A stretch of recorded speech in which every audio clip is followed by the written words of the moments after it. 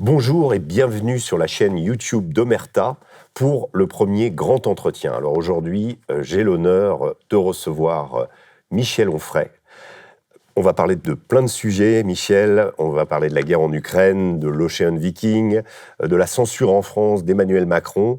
Mais avant, je veux rappeler à nos utilisateurs, à ceux qui sont sur notre chaîne YouTube, de vous abonner à Omerta. C'est notre seul moyen d'existence. C'est comme ça que nous vous fournirons ces contenus si particuliers.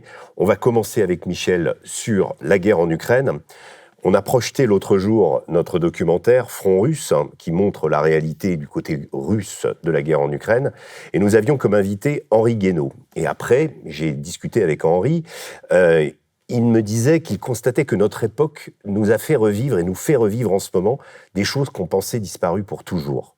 Une guerre conventionnelle, de haute intensité, mais aussi le spectre d'une attaque nucléaire.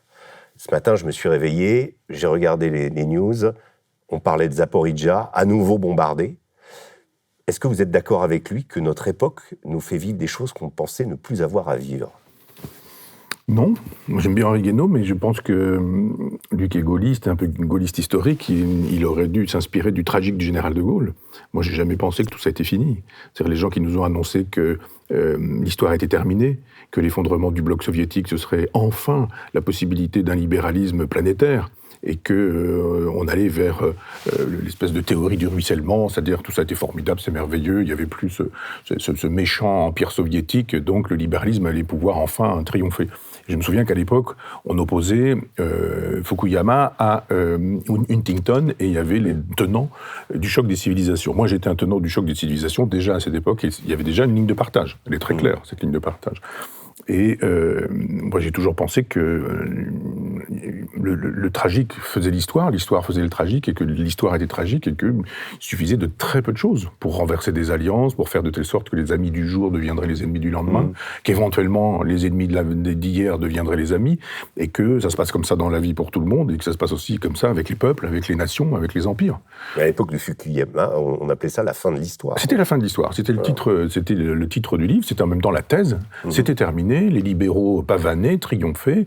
Le socialisme de Mitterrand avait donné son accord pour devenir libéral, donc c'était formidable. Les communismes s'étaient effondrés, les partis communistes n'étaient plus communistes, on supprimait la fossile, le marteau, la dictature du prolétariat, on devenait social-démocrate, et puis voilà. Moi, j'ai jamais cru à ça. Je me suis dit, les choses continuent de bouger, il y a évidemment toujours l'histoire, et je pense toujours que l'histoire, elle est sur des logiques de bloc civilisationnel. Je n'aurais peut-être pas pensé à ce qui s'est passé là avec la Russie et l'Ukraine. Je pensais, et je le pense toujours d'ailleurs, que les périls peuvent venir des pays islamiques. Dès qu'un pays musulman dispose de la bombe atomique, il entre dans le club des puissances nucléaires. L'Iran en fait partie, probablement, assez probablement. On a vu comment on a traité ou maltraité l'Irak, etc. Enfin, il a fallu détruire le bassin méditerranéen. Moi, je me souviens quand j'étais auteur chez Grasset que j'avais des leçons de géostratégie de Jean-Paul Enthoven qui, avec Bernard-Henri Lévy, portait ce genre de thèse. Il nous expliquait que les États-Unis avaient décidé de redessiner le monde, et qu'on allait exporter... La fameuse théorie des dominos. Oui, c'est ça. On allait exporter la démocratie là-bas, et que tout allait bien se passer, et que j'étais du côté de Le Pen, que j'étais du côté de l'extrême droite, et que je n'avais pas compris le sens de l'histoire. Il suffisait de faire tomber Saddam Hussein pour que la démocratie surgisse, il suffisait de faire tomber Kadhafi pour que la démocratie surgisse, et c'était formidable parce que la démocratie, c'était une espèce de divinité qui arrivait parce qu'elle était portée par le marché, et puis voilà. Donc moi, j'ai jamais cru que le feu était éteint. J'ai toujours pensé qu'il y avait des braises et qu'il suffisait de peu de choses pour que ça redémarre. Il est bien évident que si on veut penser aujourd'hui la question du conflit en Ukraine, il faut penser en termes de civilisation aussi. Alors on lui dit, mais c'est le christianisme, tout ça. Mais ça, c'est les crétins qui pensent que c'est le christianisme. Ce sont les christianismes.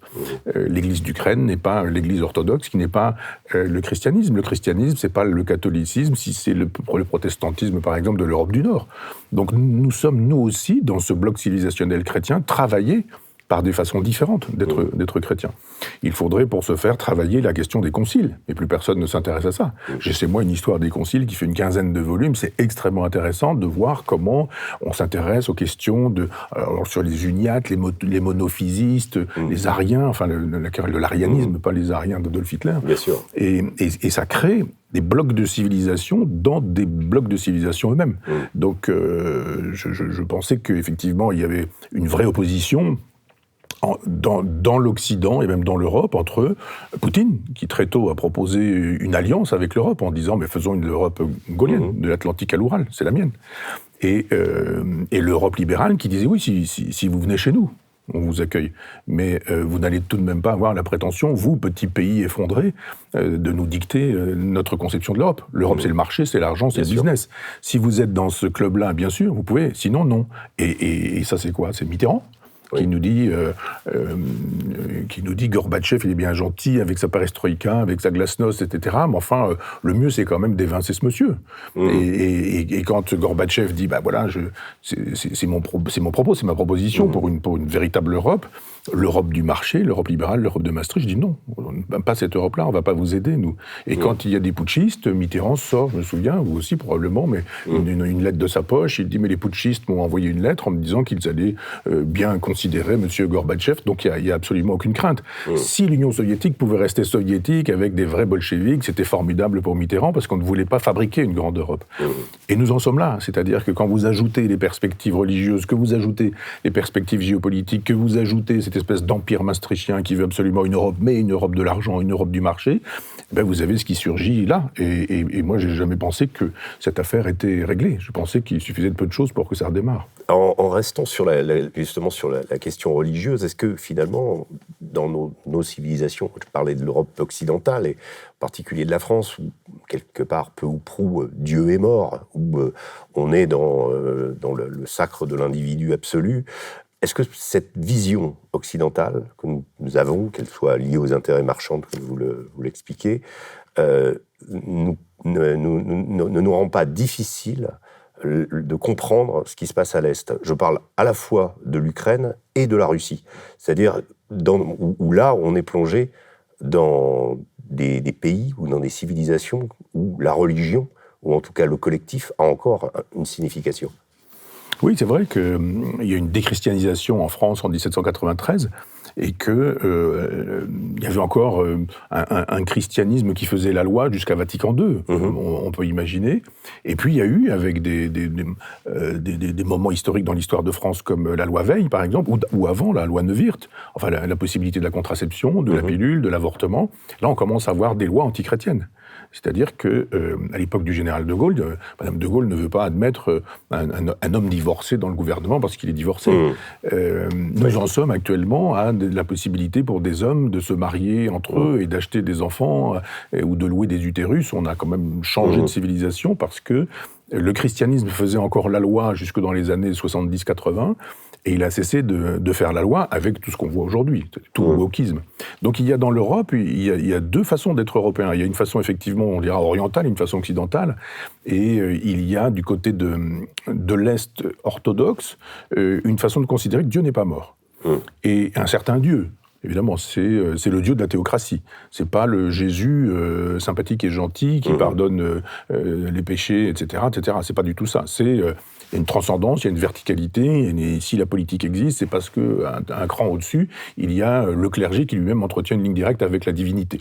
Et donc, il y a des choses qui ne sont pas possibles. Le mariage homosexuel ou ce genre de choses, c'est pas comme ça que ça se passe. On continue une politique de natalité, on n'est pas forcément contre l'avortement ou contre la contraception, mais on limite, on garantit que ça se passe dans certaines circonstances, certaines occasions. Quand arrive la gestation pour autrui, l'allocation des utérus, on voit effectivement que y a une ligne de partage qui se joue là.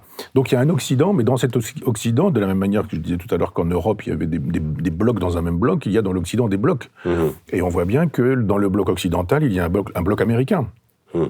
Un Occident qui est constitué par, pour le coup, cette Europe de l'Ouest. On ajoute l'Australie, on ajoute la Nouvelle-Zélande, on ajoute les États-Unis, on ajoute le Canada, par exemple. Ça fait un certain type d'Occident, sachant que nous sommes la vieille Europe. Et que cette vieille Europe, elle est complètement tournée vers les États-Unis. Et les États-Unis, pour le coup, c'est la côte ouest. Si on veut faire vraiment de la civilisation, ce qui se passe aux États-Unis, c'est plus du tout ce qui se passait à New York, jadis, avec des intellectuels très francophiles, francophones, très tournés vers l'Europe. On avait une littérature qui était très en relation. Et puis, on voit bien que tous ces gens venaient, d'ailleurs, c'était des migrants qui venaient d'Europe et qui avaient fabriqué des États-Unis, mais ça s'est déplacé vers l'ouest. Et ce qui se passe actuellement aux États-Unis, c'est plutôt du côté de la côte ouest, en Californie. Et je pense qu'à Los Angeles et à San Francisco, on est en train de fabriquer un transhumanisme et que c'est la civilisation de demain. Hélas. Et cette civilisation de demain, des gens disent, nous, on n'en veut pas. Ces gens, ce sont justement, c'est Poutine, ce sont des gens qui refusent au nom du christianisme, etc., etc. Et on voit bien que ce qui oppose aujourd'hui l'Ukraine et la Russie, ce sont deux façons d'être européens. Une façon russe qui serait pour le coup chrétienne, peut-être judéo-chrétienne, mais enfin de toute façon théocratique, et puis une façon très occidentale. On voit bien d'ailleurs que, enfin on oublie, mais que l'Ukraine, c'est le lieu où on a fait un maximum de gestation pour autrui. C'était la capitale de la gestation pour autrui planétaire. Donc ce sont deux mondes qui s'opposent aussi sur cette ligne-là. La ligne de front, c'est entre un vieil Occident qui reste théocratique et puis un Occident qui, lui, va être californien en pensant qu'il faut réifier, comme on dit en philosophie, c'est-à-dire tout transformer en choses et en objets. Il faut qu'on puisse acheter des utérus, ou louer, acheter ou louer, des utérus, des ovules, des spermatozoïdes, des organes, enfin, il faut marchandiser le monde.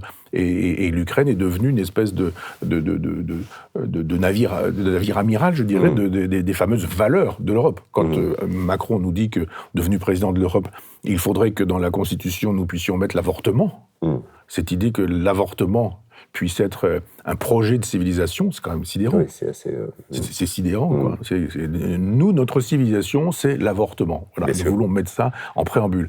Oui. On peut évidemment défendre l'avortement, ce qui est mon cas. Oui. Le penser dans la logique de Simone Veil, c'est-à-dire d'une exception, et pas du tout comme d'un moyen de contraception, mais l'idée que cette exception soit devenue une occasion de fierté pour que ce soit l'occasion de dire voilà notre civilisation, c'est l'une des valeurs cardinales de notre civilisation, l'avortement, il y a quelque chose qui s'est passé.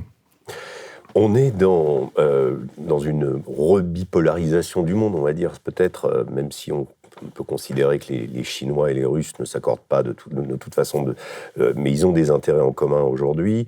Les Indiens aussi, on a vu qu'il y avait une sorte de bouleversement général qui s'est produit le 24 février, même si la guerre en Ukraine n'a pas commencé à ce moment-là. Comment vous voyez les dernières escalades, les frappes sur la Pologne, où là on a l'impression qu'on joue avec le feu, la menace d'une escalade, la centrale nucléaire, enfin il y a quand même beaucoup de choses extrêmement graves qui sont en train de se produire. Vous pensez qu'il peut y avoir une étincelle qui débouche sur un nouveau conflit mondial ? Oui, moi je pense que... Je ne suis pas dans la tête de Poutine, mais il y a eu un livre d'ailleurs qui a été écrit sur ce sujet qui est très intéressant, où on voit un Poutine très intéressé par la philosophie russe. Il y a un vieux débat qu'on a un petit peu oublié, mais enfin qui opposait les slavophiles et les occidentalistes. C'est toujours ça. C'est toujours le cas. Vous parlez du match du Kremlin ? Non. C'est de Michel Elchnachinov qui a fait un livre qui s'appelle « Dans la tête de Poutine » aux éditions Actes Sud, très intéressant. Il a fait le même avec « Dans la tête de Marine Le Pen ». Et Poutine achète des livres de philosophie slavophile, puisque les occidentalistes disent en Russie disent que l'avenir de la Russie est dans l'Ouest, et puis les slavophiles disent que l'avenir de la Russie est dans l'Est, qu'il y a une façon d'être slave et que ça n'a pas grand-chose à voir avec la façon européenne de l'Ouest. Et on voit bien, par exemple, que Lénine était un occidentaliste. Un lecteur de Marx, un lecteur de Hegel, un lecteur de la philosophie allemande, etc. Pendant que d'autres qui sont dans des logiques plus spirituelles, intellectuelles. Dugin, par exemple. Pardon ? Dugin, par exemple. Slavophile, complètement. Et il y a un moment donné où, effectivement, il n'est pas question d'imaginer que les catégories de René Descartes permettent d'analyser le fonctionnement du cerveau de Poutine. Donc, c'est pas seulement un personnage qui aurait perdu un frère, qui aurait été humilié, qui aurait été un ancien du KGB, etc. C'est pas seulement ça. C'est une âme slave qui a un certain type de dureté à être, dans l'être, je veux dire, une façon d'être qui est un peu plus terrible, je dirais, et inquiétant, capable de choses incroyables. On a quand même vu de la Russie des tsars jusqu'à la Russie du goulag en passant par celle de Poutine. On se dit effectivement que ce ne sont pas les catégories occidentales qui fonctionnent là. Donc je le crois capable d'utiliser une bombe nucléaire. Pas seulement capable de frimer, ça c'est très occidental. On dit je peux, etc. Je suis capble de, moi j'ai la bombe atomique, si je veux, c'est quand je veux, etc. Dans le genre, il le fera jamais. On a même eu un Giscard qui avait dit en son temps que jamais il n'utiliserait la bombe atomique. C'est quand même terrible. C'est une façon de dire je jette tout mon arsenal nucléaire, moi le chef de l'État, pour dire juste qu'on n'utilisera pas. Donc vous pouvez faire ce que vous voulez. Il y a un aspect quand même dissuasif. Les armes atomiques ont changé, je pense, je ne suis pas un technicien de ces choses-là, et je pense que des usages sont possibles par un Poutine qui déciderait de toute façon qu'il n'est pas question de reculer. Et il pensait assez probablement que ce serait facile, qu'il y aurait une espèce de slavophilie du côté des Ukrainiens et que ce serait simple et qu'ils seraient accueillis comme les Américains le 6 juin 1944 en Normandie. Ça ne s'est pas passé comme ça. Peut-être a-t-il été mal conseillé, mal informé.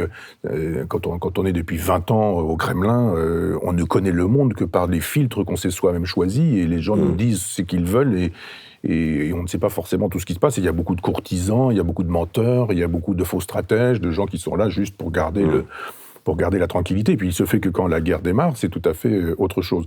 L'idée de dire, bon, je pensais que ça irait plus vite, ça va pas si vite que ça, je fais marche arrière, j'arrête, ça c'est un démocrate qui a le souci d'être réélu. C'est certainement pas Poutine. C'est pas le cas de Poutine. Poutine, c'est pas ça. Donc je pense effectivement qu'il n'a pas tout dit. Et que... il en est capable. Le pire est possible. Je ne dis pas qu'il est certain, mais le pire est possible. Vous voulez aller jusqu'à Kiev? Vous voulez que Kiev tombe? Наших братьев и сестер, которые находятся сегодня под... Russia started this war. Let's do not speak about politics. It's dangerous. It's very dangerous. У нас задача такая, чтобы воевать и чтобы помогать мирным жителям. Ils sont pas allés de main morte. La ligne de front est juste de l'autre côté. Là, ça va tirer. Которые пришли меня убить. Имя команды, то история в первую очередь может повториться. Kennedy disait, après la crise des missiles cubains, qu'il n'y a rien de pire que quand une puissance nucléaire se dresse contre une autre puissance nucléaire, en fait. Et ce qu'il faut éviter. Là, on y est presque. On y est. On y est, sauf que le poker menteur, c'est parfois l'affaire des démocrates. C'est pas le cas d'un tyran qui, lui, n'a pas grand... Parce que moi, j'appelle tyran quiconque tire sur détruit des bâtiments civils. Je peux comprendre le projet civilisationnel de Poutine, je peux comprendre son désir de s'opposer frontalement à l'américanisation de l'Europe centrale, qu'il ait envie d'opposer un autre type d'Europe. Ça, c'est de la politique. Et c'est de la politique civilisationnelle. Et je trouve très bien, je ne juge pas, je trouve très bien qu'Israël fasse ça, que l'Iran le fasse, que la Turquie le fasse. Je trouve dommageable que la France ne le fasse plus. Mais la destruction de Mariupol, par exemple... On ne peut pas justifier qu'on puisse envoyer des missiles sur des populations civiles qui sont juste coupables du simple fait d'être ukrainiens. Donc ça n'est ni possible ni pensable. Donc je pense qu'il est dans une espèce de fuite en avant. Je ne sais pas comment il est entouré, je ne sais pas qui peut anéantir Poutine. Tout est possible. On peut aussi imaginer un tyrannicide, on peut imaginer une espèce de coup d'État intérieur, enfin, plein de choses sont possibles, mais je pense qu'il n'est pas du genre à dire que, un peu à la façon occidentale, qu'il a l'arme nucléaire, mais que c'est surtout pas pour s'en servir. Je pense qu'il dit j'ai une arme nucléaire, je sais m'en servir. Et cette façon de vider Kherson, par exemple, on se dit comment peut-on... Qu'est-ce qu'il a derrière la tête en vidant cette ville, en disant on emmène même les restes des grands anciens de l'histoire, on nettoie pour mieux nettoyer plus tard, ou pour dire attention, je sais le faire, je peux le faire, regardez ce dont je suis capable. Je pense effectivement qu'il y a des espèces de gradations dans le genre je peux le faire, je sais le faire, j'ai les moyens de le faire. Il a des moyens. On sait qu'apparemment, il a des missiles qui ont la vitesse. Quand vous avez la vitesse, vous avez le gain. Si vous avez des antimissiles, si les antimissiles vont moins vite que les missiles, vous pouvez en envoyer autant que vous voudrez, le missile arrivera. Voilà. Et donc, si vous êtes dans l'hypersonique alors que les autres sont dans l'infra, vous avez gagné la guerre. Donc, il a montré qu'il savait le faire, qu'il pouvait le faire. Je pense qu'il sait qu'il n'est pas seul et qu'il prend avis de la Chine. Il n'est pas question d'être isolé sur le terrain international, mais qu'il n'exclut probablement pas un usage, non pas de poker menteur, mais qu'il n'exclut pas vraiment un usage de l'arme atomique. Je ne vois pas comment lui pourrait se dire je l'ai, mais je ne l'utiliserai pas. Ça, c'est la carte des démocrates, plutôt. Et nous, dans nos réactions, surtout médiatiques, ou dans les prises de parole d'hommes politiques depuis le début de la guerre en Ukraine, justement, sur la question de Poutine, est-ce que vous n'avez pas l'impression de réentendre une musique déjà entendue avec Saddam Hussein, avec Assad, avec Kadhafi? Tout va s'écrouler de l'intérieur. Un général va arriver, il va le renverser. Et puis finalement, en définitive, rien de tout ça se produit, et si ce n'est une intervention qui permet de mettre à bas, comme avec Saddam Hussein ou avec Kadhafi, une intervention occidentale, en fait, en réalité, ils sont beaucoup plus fortement accrochés au pouvoir que ça. Oui, je pense que en d'autres termes, que ce que pense Vladimir Poutine correspond aussi à ce que pensent quelques Russes, enfin en tout cas une part de l'opinion russe. Alors je pense qu'un peu comme partout, ça marche aussi en France, il faut opposer les villes aux campagnes. Je pense que dans les villes, vous avez les boîtes de nuit, les gay pride, la drogue, où vous avez la façon occidentale de vivre, vous pouvez acheter les produits occidentaux, etc. Vous avez les voitures neuves, les voitures hybrides, l'électricité, ou ce genre de choses, les ordinateurs, le Wi-Fi qui passe, etc. C'est pas du tout la même chose que quand vous êtes dans des campagnes reculées, où vous êtes dans des vieilles logiques traditionnelles et où vous êtes, d'une certaine manière, homophobe, anti-occidentaliste, etc., etc. Donc quand on dit la Russie, on essentialise. Moi, je pense que c'est compliqué, la Russie, d'abord parce qu'il y a des grandes villes, mais il y a beaucoup de campagnes, puis il y a des villages, et puis il y a une partie orientale, une partie occidentale.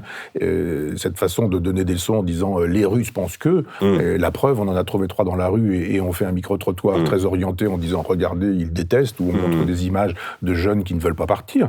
Il y a eu un moment donné où les jeunes ne disaient pas grand-chose quand il n'y avait pas de conscription. Et à un moment donné, il y a eu la conscription. D'un seul coup, les gens ne voulaient plus partir. Ils disaient non, moi je suis contre cette guerre. Je n'ai pas dit précédemment.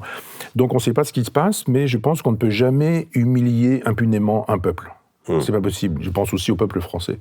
Humilié depuis 1992, au moins depuis le traité de Maastricht, mais ça c'est une parenthèse. Et je pense que l'Occident a humilié le peuple russe avec la perestroïka, avec la glasnost, avec... Yeltsin. Pardon ? Yeltsin. Et avec Yeltsin. L'ivresse publique. Oui. Ça, beaucoup de Russes en parlent. Mais bien sûr, l'Occident a dit nous préférons cette personne à Gorbatchev. Gorbatchev est mort détesté par les Russes. Mais les Russes se trompent. C'est-à-dire, c'est l'histoire du sage qui montre la lune et de l'imbécile qui regarde le doigt.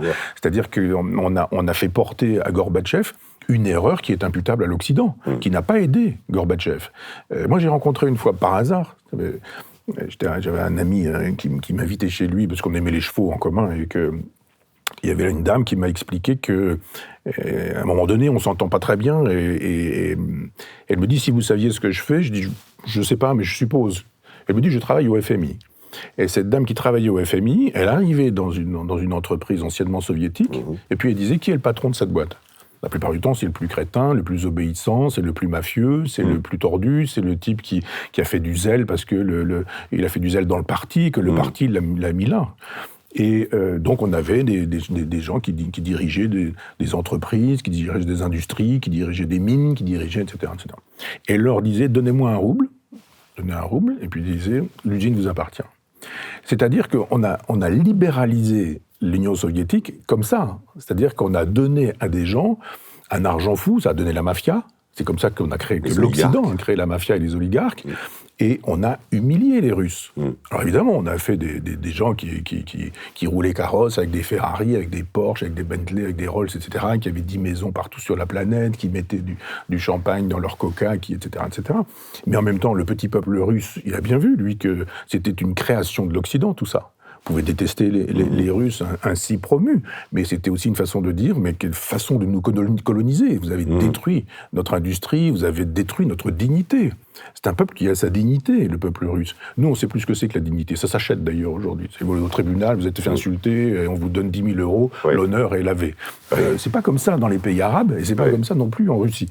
Vous savez encore dire quelque chose, l'honneur. Et je pense qu'il faut aussi compter avec ça, c'est-à-dire qu'il y a probablement une base rurale, campagnarde, de gens modestes pour Poutine. Pendant qu'évidemment, l'intelligentsia s'oppose à Poutine, voire ceux qui sont directement concernés, qui n'ont pas franchement envie d'aller au front. Donc, ça fonctionne pas, je dirais, la Russie ne fonctionne pas comme la France. Les catégories d'une démocratie effondrée ne sont pas les catégories d'une espèce de vieil empire qui a gardé un certain nombre de tropismes autoritaires, avec quand même la fascination du peuple pour son chef. J'en viens maintenant à un autre front, un front français, celui-là, avec la question de l'Ocean Viking, qui a monopolisé l'actualité avec l'accueil de ce bateau à Toulon. Vous qui êtes un homme de gauche, à la base, vous approuvez la décision de la France d'accueillir ce bateau ? Enlevé à la base, je suis toujours une gauche souverainiste, une gauche populaire, voire populiste. Moi, j'ai pas peur du mot. Je suis d'une gauche qui n'a pas oublié le peuple et qui, au contraire, a le souci du peuple. Je pense simplement que ce bateau, c'est l'arbre qui cache la forêt. C'est-à-dire que depuis 1992, il y a une vraie politique immigrationniste en France. Il y a quand même un truc très étonnant sur cette prétendue gauche, là pour le coup, de Mélenchon et de quelques autres, qui pensent la même chose que le MEDEF. Je dis, tiens, c'est drôle, Geoffroy Roux de Bézieux et Jean-Luc Mélenchon pensent la même chose sur l'immigration. Sur les êtres humains, en fait. Sur le fait qu'on doit pouvoir détruire la France, le pays, la nation, sa culture, etc. Macron pense aussi. Que les hommes sont interchangeables. C'est de la force de travail, les hommes. Il n'y a pas la dignité. Ces gens-là sont des négriers. C'est-à-dire que Mélenchon est un négrier, la France Insoumise est négrière, la NUPES est négrière, de la même manière que le MEDEF est négrier, c'est-à-dire qu'on dit, bon, vous êtes des passeurs, vous prenez de l'argent à des gens, c'est-à-dire que vous êtes esclavagistes. Vous allez chercher des gens dans leur village et vous leur dites « vous me donnez 10 000 € et puis je vous assure d'une traversée, etc. » Ça s'appelle des négriers.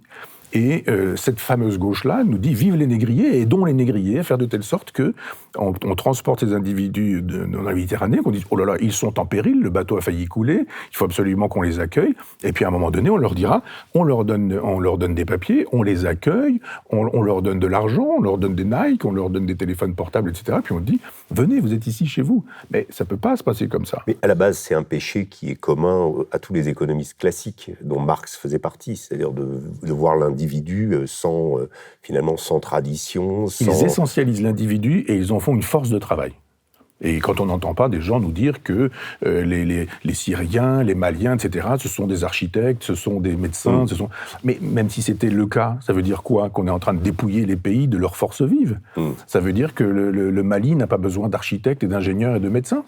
Et que nous en aurions besoin, donc on peut les prendre. Ça veut dire qu'on est plusieurs fois négrier dans cette affaire. Ça veut dire qu'on détruit les forces vives des pays. Le souverainiste de gauche que je suis n'accepte pas qu'on puisse piller le Mali, piller la Mauritanie ou piller les autres pays en disant « nous allons prendre vos forces vives, vos forces de travail, vos intelligences, vous allez venir ici, on va vous faire travailler. » Et puis il y a le petit peuple français qui dit « mais nous, on n'a pas tout ça, nous.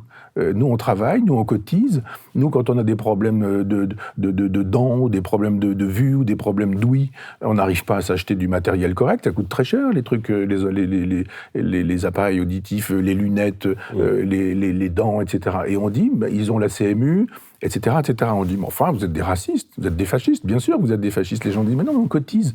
Et quand on cotise, on n'a rien, et quand on cotise pas, on a tout ce qu'il faut. Il y a un truc qui va pas. Donc cette façon de dire, nous louons les utérus des femmes et nous achetons des enfants, nous sommes progressistes.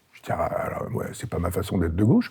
Nous sommes des négriers, nous organisons la nouvelle traite négrière et nous faisons de telle sorte que nous allons chercher des gens que nous installons et auxquels nous donnons des conditions de vie effrayantes. On peut pas vivre sous les ponts, on peut pas vivre sous des toiles de tente sous un passage de métro aérien. Mais la dignité, c'est pas ça. On peut pas dire on est généreux, on vous accueille, mais on n'a pas de quoi vous nourrir. Un jeune garçon qui est là sans argent, il est évident qu'il va devenir délinquant. Qu'est-ce que vous faites quand vous avez une société de consommation et qu'il faut manger? Ça coûte cher la nourriture le midi, ça coûte cher la nourriture le soir, ça coûte cher la nourriture le petit déjeuner le matin. Comment vous faites si vous n'avez pas d'argent? Vous êtes bien obligé d'en voler de temps en temps, ou de faire vous faites du petit trafic, ou vous faites de la prostitution. Il est normal que quand on met les gens dans cet état d'indigence éthique, morale, etc., on fabrique des individus qui disent « mais moi j'ai besoin de cet argent ». C'est exactement la même chose avec la libido des garçons de 20 ans, 25 ans ou 30 ans. Comment vous faites? Parlez pas la langue, parlez pas français, vous n'êtes pas forcément très propre parce que vous habitez... Qu'est-ce que vous faites avec votre libido? Donc il y a un moment donné, on peut pas essentialiser les individus, ce sont des êtres humains. Et on peut pas... imaginer que ce ne sont que des forces de travail avec des flux humanistes qui seraient formidables. On manque d'esprit de responsabilité en disant « attention, vous êtes en train d'humilier un peuple sous prétexte de l'aider, un peuple africain par exemple, et vous êtes en train d'humilier un autre peuple qui, lui, estime que rien n'est fait pour lui, et même d'une certaine manière, tout est fait contre lui. » Donc, cette réaction des peuples de souche, dont vous parlez, ou des gens qui cotisent ou qui sont là depuis des générations, a provoqué évidemment une montée des partis d'extrême droite qui, en Suède, on le voit, en Italie, accèdent au pouvoir. En Italie, 2 fois. Il y a eu Matteo Salvini d'abord, là maintenant Giorgia Meloni. Ils reviennent au pouvoir avec en conséquence directe de cette pression migratoire subie. Est-ce que vous pensez que la France est condamnée au même scénario aux prochaines élections? Moi, d'abord, je ne reprends pas le mot de l'ennemi. Pour moi, l'extrême droite, c'est pas ça. J'ai lu en son temps les mémoires d'un fasciste et les décombres de Rebatté. Je dis en son temps, au moment où les éditions Pauvert l'ont réédité, c'était 1975, je crois. J'ai d'ailleurs découvert que, en relisant et en écrivant un texte sur Rebatté, justement pour dire ce qu'était l'extrême droite, nombre des propos antisémites de Rebatté avaient été supprimés par Jean-Jacques Pauvert. C'est quand même un truc sidérant. Mais voilà quelqu'un qui dit « J'ai écrit un livre qui s'appelle « Mémoire d'un fasciste ». Donc je veux savoir ce que c'est qu'un fasciste, l'extrême droite, etc. L'extrême droite, elle est anti-parlementaire, elle est anti-républicaine, elle est antisémite, elle est opposée aux francs-maçons, elle est pour la violence des rues, elle estime que... etc. etc. Est-ce que Marine Le Pen est contre l'Assemblée nationale, contre le Sénat, contre le droit ? Est-ce qu'elle invite à descendre dans la rue pour être violent ? Est-ce qu'elle justifie la violence ? Est-ce qu'elle justifie les casseurs ? Est-ce qu'elle est anti-démocrate en disant il va falloir supprimer la République, il va falloir remplacer la République par autre chose, ou etc.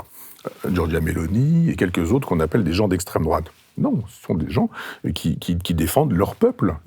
C'est quand même sidérant qu'on puisse dire aujourd'hui d'un chef d'État, quand il dit « je veux défendre mon peuple », qu'il est un fasciste. Quand on nous dit que des individus qui sont à la tête de l'État comme Macron disent « moi, j'en ai rien à faire des peuples, ce qui m'intéresse c'est le marché, c'est l'Europe, etc. etc. », ceux-là, on trouve qu'ils sont formidables. Donc l'extrême droite existe historiquement, ce sont des gens qui pensent qu'on doit régler les problèmes à coups de Kalachnikov ou à coups de cocktail Molotov. S'il y en a aujourd'hui qui pensent qu'effectivement la République, la démocratie, les résultats des élections, tout ça est contestable, qu'on doit utiliser la violence, qu'on doit justifier les gens qui justifient la violence, il y a une extrême droite, elle est chez Mélenchon. Parce que je pense que ces gens-là n'ont pas cochent pas mal des cases avec leur antisémitisme sous prétexte d'antisionisme aujourd'hui. Moi, je veux bien que Marine Le Pen soit d'extrême droite. Où est-elle antisémite? Quand l'est-elle? Et quand est-elle allée au tribunal pour est-ce qu'elle a été condamnée pour antisémitisme? Alors on touche pas à la gauche parce que quand la gauche est antisémite, elle nous dit juste qu'elle est antisioniste et qu'elle est contre la politique qu'Israël mène à l'endroit de la Palestine. Il y a juste un moment donné où il faut reposer les choses à plat en disant vous avez le droit d'éructer, vous avez le droit d'être dans la polémique, vous avez le droit d'appeler baignoire un radiateur et radiateur une baignoire, mais l'extrême droite, ça existe historiquement, et là nous n'avons affaire qu'à des chefs d'État qui défendent leur peuple. Je pense qu'il y a ceux-là, et il y a les autres, ceux que Gracchus Babeuf appelait les populicides, c'est-à-dire ceux qui détruisent les peuples, ou ceux qui disent pas besoin des peuples, on méprise les peuples, on n'a pas besoin des peuples. On le voit bien avec Macron, il perd toutes les élections de son premier quinquennat, il les perd toutes, que fait-il? Rien. Rien. Il ne change pas de Premier ministre, il ne change pas de politique. Là, la dernière fois, il a été élu, on sait dans quelles conditions, chef de l'État, parce qu'on nous dit, oh là là, le fascisme est à nos portes, il faut être antifasciste. L'Assemblée nationale, il ne l'a pas. Qu'est-ce qu'il fait? Il nous dit, il y a des gens qui ne sont pas démocrates dans cette Assemblée nationale, et cette partie-là, je considère qu'elle n'existe pas. Et donc, il va falloir qu'on fasse 100. Mais c'est cette façon de mépriser le jeu électoral. On pense ce qu'on veut de la France insoumise, et je suis sévère avec la France insoumise. Simplement, elle a joué le jeu démocratique, elle a des députés, et ces gens sont respectables en tant qu'ils sont députés, et on compose avec eux. Et la même chose avec les gens du Rassemblement national. Donc je pense qu'il est évident que si on humilie les peuples, il y a un moment donné où, quand une solution leur est donnée pour recouvrer un peu de dignité, ils vont voir du côté de cette solution. Alors après, les gens qui disent « j'ai les moyens de vous sauver de cette misère dans laquelle vous vous trouvez qui ne touche pas à l'Europe de Maastricht », je leur dis « vous êtes des menteurs ». Mélenchon est un menteur, Marine Le Pen est une menteuse, parce que tous ces gens qui nous disent on reste dans la configuration de Schengen, de Maastricht, on touche pas au traité, etc., sont des gens qui nous font croire qu'ils ont encore la main, et on n'a pas la main, puisqu'aujourd'hui c'est l'Europe qui a la main sur la France. Le droit européen est supérieur au droit français, donc un chef d'État aujourd'hui qui dirait moi j'ai envie d'une politique migratoire qui sera celle-ci, qui sera celle-là, etc., l'Europe lui dira mais tu n'as pas la possibilité, tu n'as pas le droit, c'est fini, tu n'as plus la souveraineté. En 1992, tu me l'as donné, tu ne l'as plus. Donc, sur cette question-là, tu ne peux rien faire. Voilà pourquoi notre politique migratoire aujourd'hui, elle est ce qu'elle est parce qu'elle est maastrichtienne. Tant qu'on ne sortira pas de Maastricht, elle sera celle-là. Darmanin a beau dire ce qu'il veut, et Mélenchon et Marine Le Pen aussi. Et ils ne pourront rien faire. Ils ne pourront rien faire. Alors j'en profite pour signaler à ceux qui nous suivent la sortie prochaine d'un documentaire donc réalisé pour Omerta par Aïcha Missi sur les routes de l'immigration depuis les camps de Tunisie jusqu'à Callac en Bretagne. Vous savez qu'il y a eu un projet d'implantation des migrants. Et si je parle des camps de Tunisie et de ce projet d'implantation, c'est précisément pour une raison, c'est qu'on sait depuis les révélations de l'ancien ministre de l'Intérieur Gérard Collomb la semaine dernière qu'Emmanuel Macron avait comme projet d'implanter des camps de migrants sur notre territoire. D'abord, qu'avez-vous pensé de ces révélations tardives et que pensez-vous de cette idée ? Bon, moi, je pense que Collomb ne sait pas ce qu'il dit quand il nous fait savoir que, évidemment, il y avait un problème, que la politique migratoire de Macron n'était pas la bonne, etc., etc. Et puis il s'en va sans nous dire pourquoi. Il dit juste à un moment donné, nous sommes pour l'instant côte à côte, je ne voudrais pas que nous soyons face à face, mais en partant. Au moment où il passe le pouvoir. Il s'en va. Il aurait dit un soir, moi je vais vous expliquer un truc qui ne va plus, éventuellement, moi comme homme de gauche. Moi, je veux bien accepter que Collomb puisse rappeler qu'il l'a été, du moins au Parti Socialiste. Je ne peux pas accepter ça, et puis voilà, il ne le dit pas. Et c'est aujourd'hui qu'il nous dit, bon, je vais vous expliquer pourquoi je suis parti, et je suis parti, mais je ne l'ai pas dit pour une raison bien simple, c'est que peut-être Marine Le Pen aurait pu faire un peu plus de voix, et ça, c'est pas possible. Il nous dit, mais l'intérêt de la France, il est où, là ? On a là un homme qui fait de la politique politicienne, et qui nous dit, moi, je me comporte uniquement en fonction de l'intérêt du parti, en fonction de mes copains, en fonction de mon idéologie. Et la France, si la France doit périr, c'est pas très grave. Et voilà quelqu'un qui dit non, continuez. Continuez à faire rentrer. Je suis pas complètement d'accord, mais si je dis que je suis pas d'accord, ça va donner des voix à Marine Le Pen, et ça, je peux pas le permettre. Et la France, tant pis, si la France doit être détruite en passant, c'est pas très grave. Donc je me dis, mais il y a une espèce de... c'est quelque chose d'insupportable à voir qu'au sommet de l'État, ces gens nous disent que finalement, ce qui les intéresse, c'est d'être élus, d'être réélus, de faire fonctionner le business, de faire de telle sorte que la droite maastrichtienne et la gauche maastrichtienne puissent continuer à échanger la rhubarbe et le séné, quoi. Parce que ça reste ça. Oui. Il faut surtout pas qu'on sorte de l'Europe de Maastricht, il faut surtout pas qu'on touche à ça. Si moi je suis interdit sur le service public, c'est pour quelle raison ? C'est pour ça. Moi, je suis moins violent que Finkielkraut, qui va compter le nombre de Noirs dans une équipe de football, par exemple, mais qui, lui, a depuis 30 ans son émission à France Culture. Moi, j'ai été viré de France Culture. Je suis interdit de France Culture. Je suis même interdit de Finkielkraut. J'ai été invité 3 fois en 30 ans. Voilà. C'est pas parce que je suis souverainiste, c'est pas parce que... etc. C'est pas ça. C'est que quand on met en cause le dispositif maastrichtien, il ne faut pas qu'on entende cette voix-là. Donc on est fasciste, on est d'extrême droite, on a tourné kazakh, on n'est plus de gauche, on est devenu un type d'extrême droite, etc. etc. J'entends bien, j'ai le cuir solide, il n'y a aucun problème, ils peuvent continuer. Moi, je sais que j'ai de la rectitude, j'ai une morale, et je ne peux pas accepter ça. Mais on voit bien qu'effectivement, il y a aujourd'hui une politique qui est à peu près la même, chez Juppé, chez Fabius, chez Mitterrand en 83, chez Hollande, chez Sarkozy, chez Édouard Philippe, chez Macron, chez Collomb. Tous ces gens-là pensent la même chose, ils font semblant de ne pas être d'accord. Et vous craignez que si Mélenchon ou Marine Le Pen arrivent, Jean-Luc Mélenchon et Marine Le Pen arrivent au pouvoir, ça sera pareil. Mais c'est pas que je crains, c'est que c'est comme ça. C'est que Marine Le Pen l'a clairement dit. Et quant à Mélenchon, il fait le kéké. C'est-à-dire que Mélenchon, il dit, bon, je regarde les chiffres, et si je prends 3 points là, j'y vais. Si je perds 3 points, j'arrête, quoi. Donc il a été contre Maastricht, lui. Il a été pour Maastricht pendant 25 ans, quand même. Sénateur socialiste, beaucoup d'argent, les voitures, les machins, il n'y a eu aucun problème. Il a défendu Maastricht. Il a même insulté le Danemark, qui à l'époque avait refusé Maastricht. Mais tout le monde a oublié ça. Et puis, l'autre, quand il a dit, bon, je vais être élu, je serai président de la République. Bon, je ne le serai pas, mais vous allez m'élire Premier ministre. Bon, je ne le serai pas, mais etc. Puis après, il se présente pas à la députation, mais il continue à dire, non, je vais comme, il avait dit, si je suis pas élu, j'arrêterai, j'ai l'âge, etc. Maintenant, il dit, peut-être pas arrêter complètement, etc. C'est d'un politicien, c'est le vieux politicard. Donc lui, il n'a pas de conviction. Il a juste la conviction qui lui permettrait d'accéder au pouvoir ou d'avoir plus de pouvoir encore. Marine Le Pen, c'est le même genre. C'est-à-dire, papa avait dit des choses, et puis elle arrive, elle ne sait pas trop quoi faire, donc elle s'émancipe. Alors, est-ce qu'on est libéral, est-ce qu'on est protectionniste, est-ce qu'on est souverainiste? Alors, si c'est sous la coupe de papa, c'est une chose, si c'est sous la coupe de Philippot, c'est une autre chose, si c'est sous la coupe de Louis Alliot, c'est encore autre chose, si c'est sous la coupe des autres, on ne sait pas trop. Donc, à un moment donné, l'euro, l'écu, le franc, elle est perdue, elle est paumée, elle ne sait pas trop. Et puis, les dernières propositions qu'elle ait pu faire, je l'ai entendu sur Schengen, on n'y touche pas, Maastricht, on n'y touche pas. Bon, d'accord, si on ne touche pas à ça, on va avoir quoi? On va avoir Chirac, quoi. C'est du Chirac. Chirac des années 70.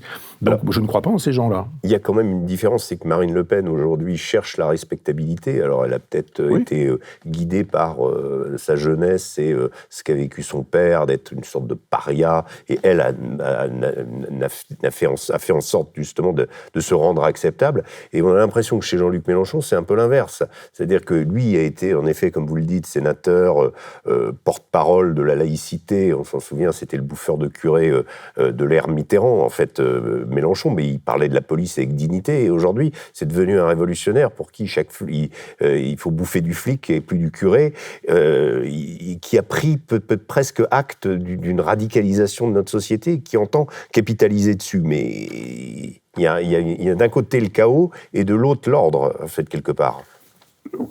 Enfin, je pense que Marine Le Pen, ce serait Chirac, et Mélenchon, ce serait Strauss-Kahn, c'est le Strauss-Kahn de Terra Nova, souvenez-vous, le truc de Terra Nova, le papier de Terra Nova qui nous dit, le peuple est parti chez Le Pen, on ne peut rien faire contre ça, maintenant on va faire un nouveau peuple. C'est pourquoi j'avais parlé du peuple old school, en disant c'est toujours le mien, les petits, les sans grade, les humiliés, les paysans, enfin ceux les qui gamins votent RN aujourd'hui.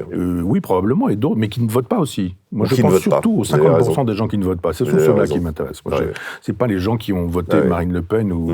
Je dis 50% des gens n'y vont pas, quoi. Et pour ceux que je connais, moi, ce sont pas des gens qui en ont marre de la politique. Ce sont au contraire des gens qui aimeraient que la politique revienne au devant de la scène. Mais qui pensent qu'aujourd'hui, elle ne peut plus ne peut plus transformer quoi que ce soit. Ils sont déçus. C'est-à-dire que quand Mélenchon défend la doctrine de Terra Nova, qui était d'ailleurs à l'époque la doctrine de Strauss-Kahn, au cas où Strauss-Kahn aurait été candidat présidentiel, on se dit, mais qu'est-ce qui s'est passé pour que ce type ait l'impression que les quelques drag queens, les quelques migrants, etc., ce soit majeur. C'est la minorité qui fait la loi. Donc très bien, permettons le mariage homosexuel, je suis pour. Permettons l'adoption pour les couples homosexuels, je suis pour aussi. Ne permettons pas la GPA, qui ça suppose de la marchandisation, du business, etc. La limite, elle est là. Mais on se dit, c'est une grande gueule, Mélenchon. C'est un type d'Afrique du Nord, quoi. C'est une espèce de... Voilà, et il arrive, quand il est arrivé en Normandie, il a dit, ils puent, ils sont sales, ils sont moches, ils sont ivres, ils sont tous blancs. Quand j'ai vu ça m'a donné envie de vomir. Enfin, il y a une espèce de vidéo terrible où il quitte son Maroc natal, je crois, il arrive en Normandie et on a l'impression qu'il va vomir. Il pouvait retourner, il n'y a aucun problème, personne ne l'obligeait à être là.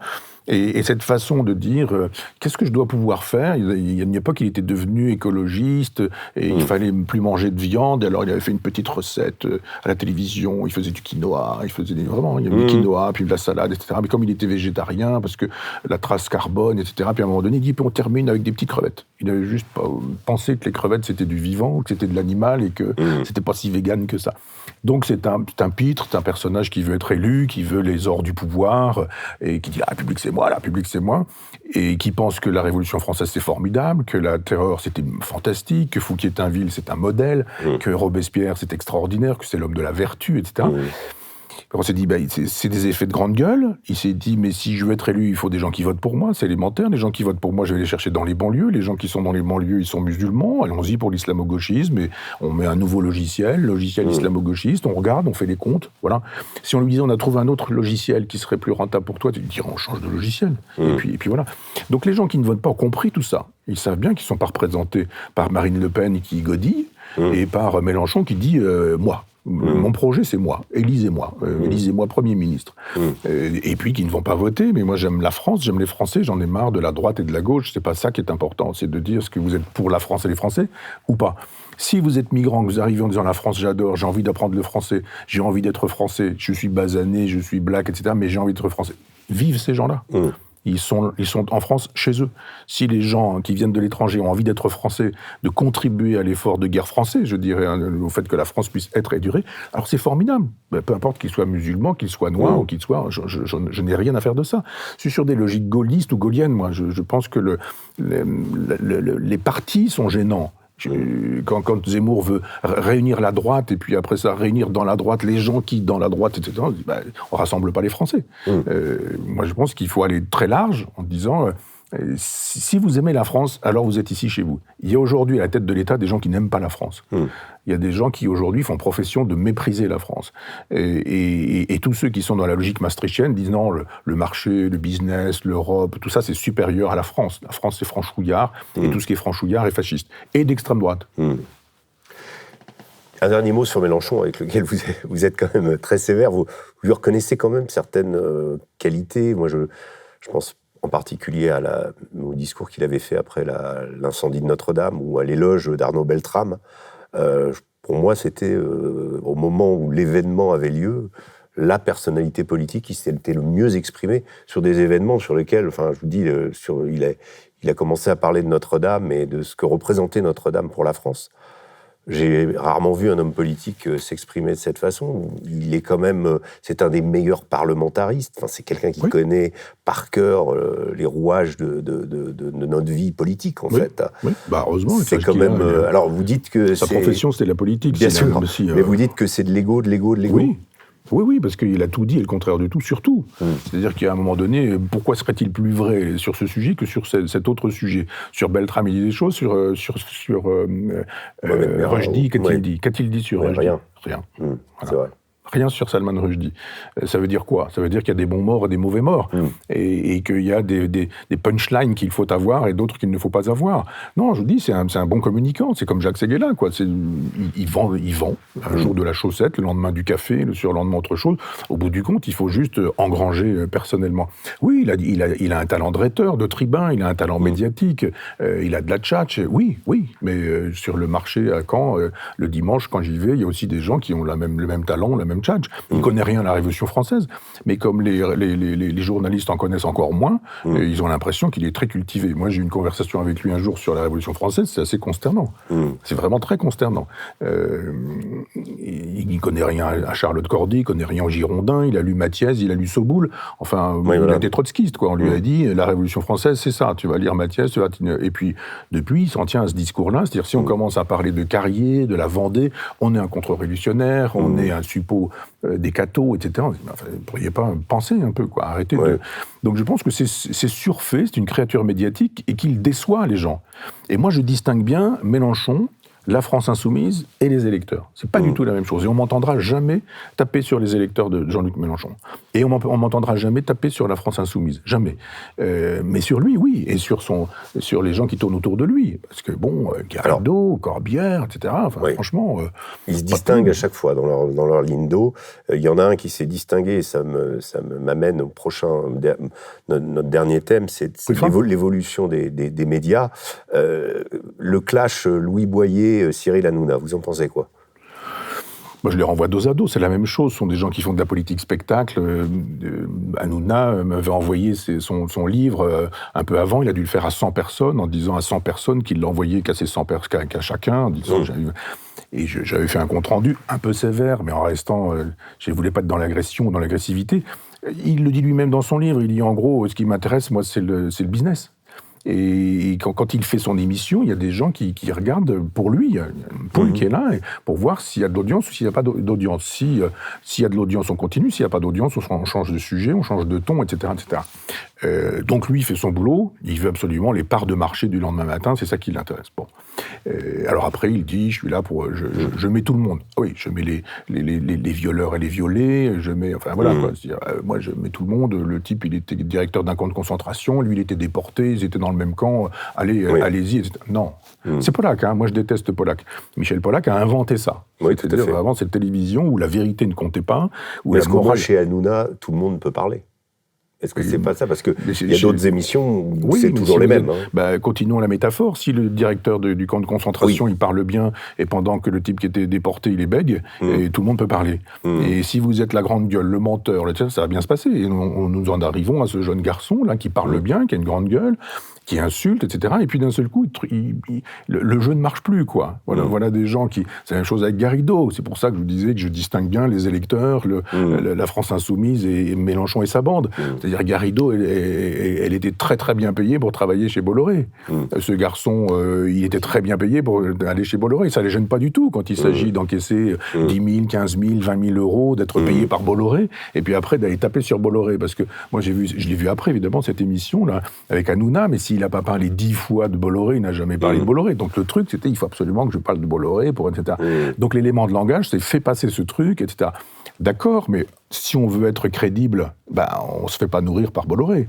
Et quand Hanouna lui dit qu'il ne faut pas cracher dans la main, alors c'est assez drôle parce qu'il confond mordre la main de celui qui veut nourrir, je ne sais pas quoi, mais lui il crache dans la main qui mord celui qui... Enfin, etc. Peu importe. Mais d'un seul coup, on se dit c'est le petit business qui règle son truc ensemble. Là. Pendant ce temps-là, ils font quoi, les Français moyens, quoi, les Français qui souffrent, ils se disent mais ils sont en train tous de s'engueuler, et alors ils étaient copains, ils se tutoient, ils s'envoient des textos, ma poule, mon chéri, etc. On leur donne 10 000 euros pour faire leur jeu. Raquel Garrido, elle était chez lui, elle a dit ah non, j'arrête la France Insoumise pour continuer à faire de la télé. Bien sûr qu'elle n'arrête pas la France Insoumise, elle continue en loose day, et puis voilà. Tous ces gens-là ne sont pas crédibles. Je veux dire, cette petite bande-là n'est pas crédible. Ce sont d'ailleurs ces gens-là qui ont détruit les Gilets jaunes. Les Gilets jaunes, ils se sont fait avoir par cette bande-là de trotskistes qui a dit il faut absolument qu'on récupère cette énergie. Au départ, il y a eu quand même Coquerel, et qui d'ailleurs, tous ces gens-là ont des problèmes de nature sexuelle, de violence sexuelle, etc. Mais il n'y a aucun problème quand il s'agit d'eux. Mais Coquerel qui avait dit à un moment donné pique-pendre dans la salle des 4 colonnes là, sur les Gilets jaunes, tout au départ, ça a disparu. Ça, Ils ont des bons community managers qui font virer tout ça. Et je dis que ces gens sont des contre-révolutionnaires, s'il faut le dire en un mot. Alors, ils ont quand même de l'impact, puisque un certain nombre sont élus, et je pense en particulier à Aymeric Caron, qui vient de déposer un projet pour interdire la corrida. Ça, vous en pensez quoi? Parce que ça a de l'impact, ça, sur les gens. C'est pas simplement la petite bande. Hein.